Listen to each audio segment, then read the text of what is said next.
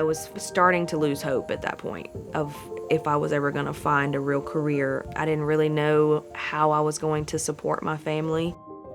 It felt so stressful when I wasn't feeling fulfilled. And it was just like, dang, is it gonna be like this forever? Am I ever gonna have a job that I truly enjoy? I had to find out who I was. And now I finally feel like I know who I am.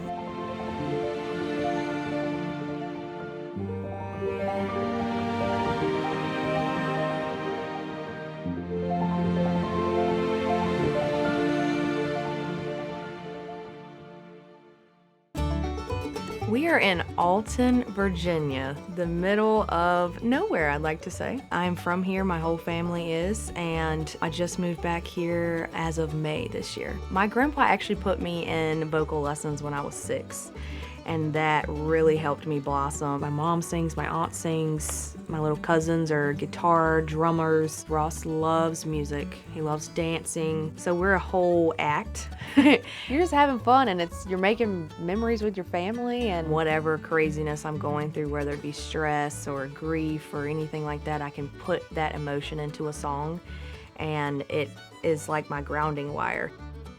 When I put a computer together, it's almost like a puzzle kind of, or a lot of people assume it's really technical or difficult, but I almost view it as like serious Legos where everything kind of just like pops into place. It's just up to you kind of do the research to know what you're plugging in where, being able to not be afraid and just be resourceful and just keep your head on a swivel and just try and learn something new.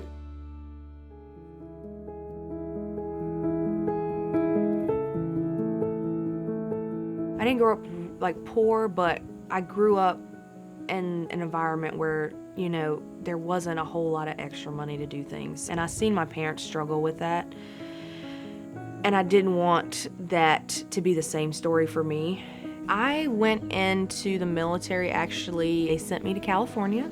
I deployed to Kuwait once, as well as Afghanistan. I was terrified. The attacks, the loading aircraft as fast as you can and getting it there before somebody is to try to attack again. PTSD and things like that come into play when you go somewhere like that, but I'm very proud of my time over there as much as it has lingered in my life. I met Gabe, we had Ross. They were trying to go ahead and deploy me again the following year, and once I had him, I thought to myself, there's no way I can leave this child for 6 to 9 months. Getting out, that transition is critical and it is hard. They take care of a lot of things for you. You know, you don't worry about health insurance. You don't worry about how am I gonna pay my house. I was getting even stressed out about picking out my outfits every day. I was applying for jobs and I was either getting no's or mostly no responses. So I had gotten frustrated at that point, and I didn't know what I had done wrong. She thought with the way the world was that they were pro-military. They were going to hire military. Not the fact. She was trying to get a decent job, and there was nothing. There was nothing. Help wanted ads everywhere, but she couldn't get hired. Probably one of the worst experiences I've had in life. I was lost. I worked for PNC. I was what they called a solutions consultant, which is just a fancy way for saying a branch banker. Having all that technology background that I did, I felt like I was kind of wasting it. So I had a conversation with my manager at PNC. I told him, like, hey, I really like working for this company, but I think there are roles out there that are better suited for me and my specific skill set. And he was very supportive of me applying for new jobs within the company internally, and would help me reach out to hiring managers who had posted their recs. But we just never got a lot of traction or heard back. I mean, it was disheartening because for a lot of the jobs, they were similar to like what I had studied in school, but I never had that, direct job experience. And I think that's a lot of time what they're looking for. He was looking for jobs, and that's all he was doing every day. And it was just, I would come home and ask him how it was going, and he was always just like, nobody's contacting me back. He was so discouraged. I initially read it and said, this is too good to be true. We both thought it was a scam. Paid to get training.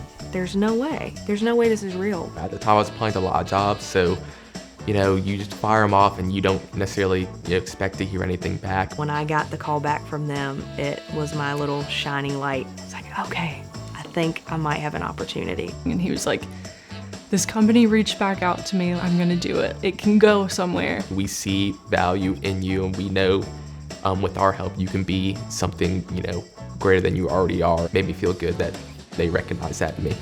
I was so excited. I was on cloud nine. As soon as I got the call, I'm calling Mom. And I told her, I was like, I think you'd be a fool not to take this. I went for it in hopes that it was real, and it was.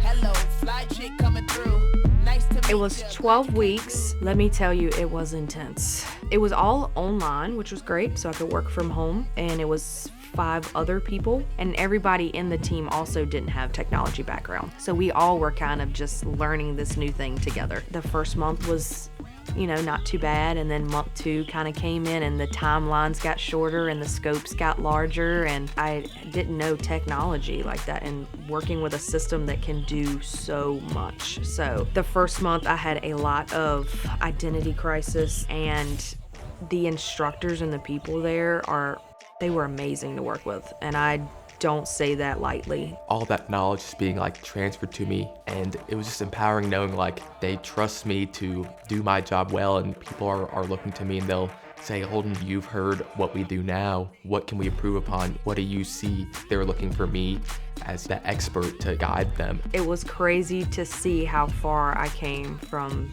the first week to the 12th week. It was kind of like finishing basic training. Basic training was rough, and I did not think I could make it through that. But when you get through something like that and really push yourself, you're just proud of yourself. She worked her butt off.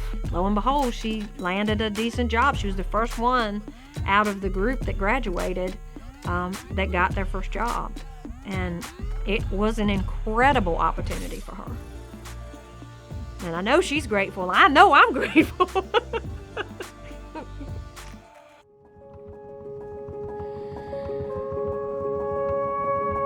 After work, we'll hang on a walk around the neighborhood, kind of unwind for the week. We love taking him to the dog park. Just watching him run around. He is such a goofball. We definitely want to get married sooner rather than later, I would say. Really want to start a family. 1 or 2 kids for sure. We've been trying to get financially in a position where that's feasible. That freedom, that security to raise a family without any worries. He feels like he's doing more. He's able to actually help and do the things that he wanted to do. He's feeling a lot better. His morale is a lot higher for sure.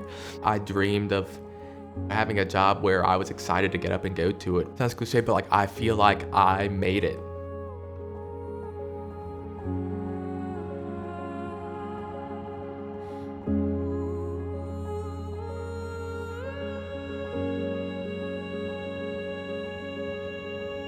I've been gone so long that I learned to appreciate home a lot more. It's awesome to see my son with my mom and my grandparents, having that time with them, creating those memories, him seeing me sing, and also getting that chance that maybe I didn't get as a child.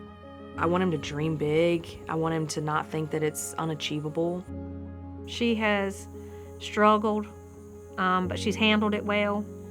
And she's come out of some pretty nasty things that has happened to her and made her a better person, a stronger person. And she can be a light for other people. I think she is that light. She might not see it all yet, but she will. I'm in a good spot. I'm really in a good spot now. And I didn't think I would find that spot, but I found it, and I think I'm gonna keep it for sure. So it's been good.